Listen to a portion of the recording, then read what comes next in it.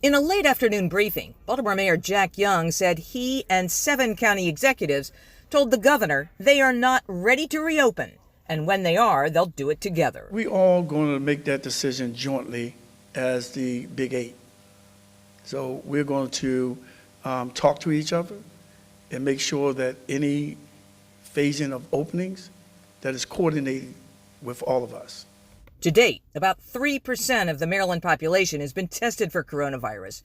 But public health experts say the number that really matters is the rate of positive cases, based on the level of testing that's been performed. If it's too high, it suggests that places may only be testing the sickest of the sick and likely missing many more infections out there that maybe aren't sick enough to show up at a hospital, but are still very much capable of spreading their infection. Dr. Jennifer Nuzzo with the Johns Hopkins Center for Health Security says to have a clear picture of the spread of the virus, the positivity rate should be 3% to 12%.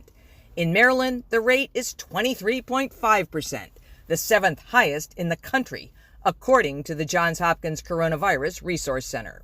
In Maryland, the state does not report the populations that have been tested. Are they only the highest risk groups without much data at all from possible infection in the community at large? That's exactly the problem, and that's why we've been actually trying to move people away from just looking at the numbers of tests performed, because many states are reporting those numbers. They may not track with individual people. They may be double counted, triple counted, because people can be tested multiple times, and it's a very rough measure of how much testing or if enough testing is being done. States with the highest positivity rates, public health officials say, are the states that aren't doing enough testing to get a better sense of the spread of the virus. Reporting live tonight from downtown Baltimore, I'm Jane Miller, WBAL TV 11 News.